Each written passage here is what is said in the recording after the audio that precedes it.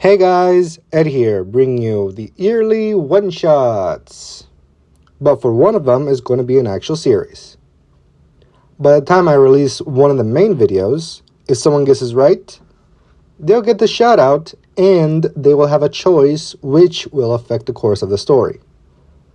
With that said, let's get into it.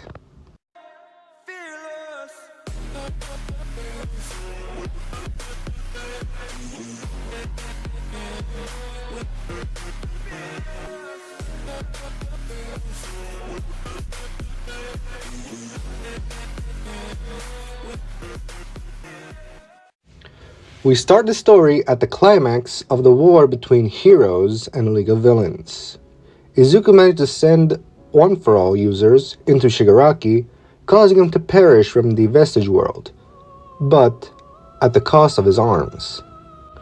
Doing so brought back All For One, and the things are taking a turn for the worst.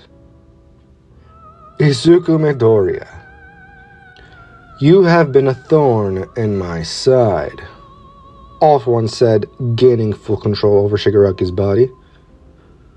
Just like All Might back in Kamino.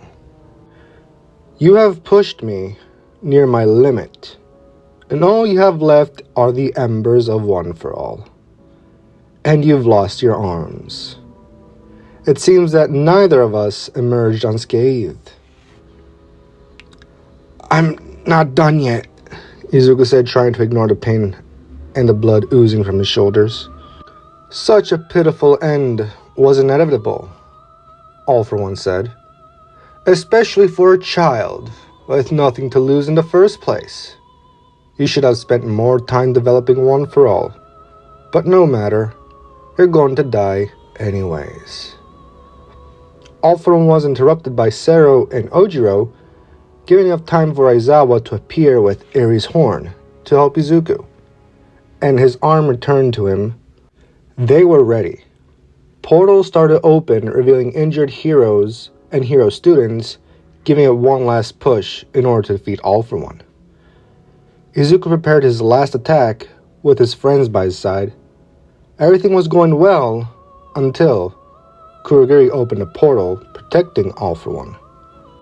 And in turn, he used all of his strength, punching Izuku into the stomach, piercing him as he was sent flying, slammed into the breeze as more blood oozed out. Is this it?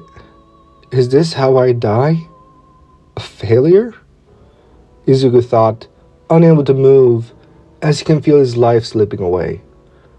If only I trained my body earlier. If only Kachan didn't die. If I mastered One For All, maybe, just maybe, we would have won. Izuku managed to open his eyes only to see dark clouds everywhere, as the last ray of sunshine was obscured by the dark clouds. Only dark clouds, eh? Izuku thought, as he tried to sit upwards, but failing. I wish I could start from the beginning and fixing my mistakes. Wait, no, what am I thinking? I don't want to repeat the same life. Just a bit different. Yeah, a small difference that wouldn't change events. So things don't change too much? Not that it matters, I'm going to die anyways. So what's the point? Izuku felt his eyelids closing, and he could hear the battle fading into the background. I'm sorry, everyone, Izuku thought as his life started to flash through his eyes. I'm sorry, I was so weak. I guess Night Eye was right. I can't change the future. Back then it was merely a fluke. Mirio, it's all up to you now. May we meet again. With those words frozen in Izuku's throat, he drifted into unconsciousness. And in what seemed to be forever, suddenly he heard his alarm clock going off. Izuku stirred around until he had enough and woke up, still feeling the pain from his stomach. He opened his eyes only to see his bedroom the same old bedroom with the same old All Might merch, questioning if it was just a dream. But the pain was still there. But this time, he felt something moist. He looked down only to see his shorts stained with blood. He checked where the blood came from, only to see something being amiss. As he yelled out in disbelief, causing Inko to rush into the bedroom. "Izu!" Inko called out with urgency. "Is everything okay?" "Mom!" Izuku responded, confused at the situation. "I don't know how it happened, but I turned into a girl and I'm bleeding." "Oh, Izumi," Inko sighed in relief. "You were always a girl, more or less. But I guess this marked the beginning of your womanhood?"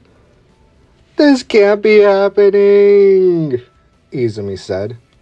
"I have to go to UA and get some answers." "UA?" Inko questioned. "But you're still too young for that school. You're only 11. 11? Izumi said in disbelief, as she started to mumble gibberish. "It seems yesterday's minor concussion did a number on you," Inko said, placing her head on Izumi's head. "But it seems that the bump isn't there anymore." "What bump?" Izumi questioned. "Oh boy," Inko said, sighing. "Did you forget what happened yesterday, or just tell me what you remember?" "Mom, I'm fine. Actually, more than fine," Izumi said, smiling while looking at her hands free from any scars. "But on an important note, could you help me with that?" After Inko helped Izumi to wash up, and noticing Izumi's odd behavior, the duo spoke to establish what happened over breakfast. Afterwards, Izumi returned to her room as she analyzed everything that she remembers. 11 years old, Izumi thought. All Might told me that his first fight with All For One was 5 years before he originally gave me One For All, which is roughly 4 years from now, which means that he still gets the injury, and he is looking for a successor. The question is, do I still have the embers, or am I quirkless? Izumi's mind was thinking every possible scenario. She tried to activate One For All, as she normally did, and she could feel the embers still burning within. Okay, that answers my question, Izumi thought. But I guess I should be worried about things escalating into the USJ, which gives me more than enough time to build up my muscle, bones. But then again, my body structure changed from a boy to a girl. Why did this have to happen? Izumi thought long and hard on what to do until she realized that the situation to her problem was staring at her in the face. The fact is, I have to get stronger, Izumi thought while memories of her past life flashed. I should try to focus on speed and agility, also building the rest of my body, so that One For All won't just explode my bones. And there is to consider the quirks of the previous users. I need to master those too. Whenever All Might passes down One For All. Izumi laid on her bed, thinking of the scenarios, while ignoring Inko's call from the kitchen. I can't do much for Eri at this point in time, Izumi said, thinking about Eri's last sacrifice. This time for sure. I'll be strong enough so that when the time comes, I can save you. Izumi! Inko said, opening the door to a bedroom. Mitsuki and Katsuki are here to see how you're doing. Kachan? Izumi said as Baku's death plagued her mind, as tears were swelling up in her eyes. Whispering to herself, "You're alive." "Sweetie, are you alright?" Inko questioned. But before she could receive an answer, Izumi flew out the room, and the moment Izumi saw Bakugo, she simply hugged him tightly, almost strangling him. "Let go!" Katsuki said, struggling to break free, as his face was red. The hell's gotten into you? Aww, Mitsuki said, enjoying the fact that they're hugging. When should I expect grandkids? I think they're still too young, Inko said. But Izu, what's gotten into you? And what did he mean by he's alive? Katsuki, Mitsuki threatened, pulling her son by the ear. Where were you yesterday? I already told you, old hag, Katsuki spat. We were playing in the forest with the extras. She slipped and hit her head at the log bridge. It's not my fault she's dumb. Katsuki, Mitsuki reprimanded. I swear, if you are bullying her because she's quirkless, I will... Why don't we all calm down? Inko said. Since that is what happened, I think she's just had nightmares of sorts. While the adults were talking, Izumi's memories started to invade, to the point where everything seemed too painful for her. Mom? Izumi said softly. I want to become stronger, so could you sign me up to a dojo to learn martial arts? Sweetie, I thought you wanted to be a hero, Inko said, remembering the day she found out Izumi was quirkless. What changed your mind? Nothing changed my mind, Izumi reassured. Maybe I have a quirk, but I can't use it because my body's too weak. If not, it just means I have to become the first quirkless hero. Why put yourself through this? Inko questioned, concerned. There are other stuff you can be doing. Why hero? Because, Izumi said while giving a bright smile. I must save everyone before it's too late. Too late for what? Katsuki spat, raising an eyebrow. You make it seem that you know when the end of the world's coming. Izumi just stood there zoning out. Izumi, are you okay? Mitsuki questioned, snapping her fingers in front of Izumi's face. Wait, what? Izumi said, looking around. What were we talking about? That's it, Katsuki said, rolling his sleeve up. If a concussion is making you forget, maybe another one will make you remember. Katsuki, Mitsuki reprehended, while pulling her son by the ear.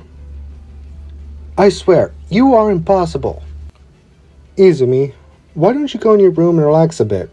Inko said, concerned. And later we'll talk about it, okay? Izumi did as told. She went in her room, thinking about just what happened. Why did that happen? Izumi thought. I can't remember the details, but wait, was I about to tell them about the future? Izumi dropped to her bed, wondering. Maybe I should write them in a chronological order, in one of my notebooks, Izumi said.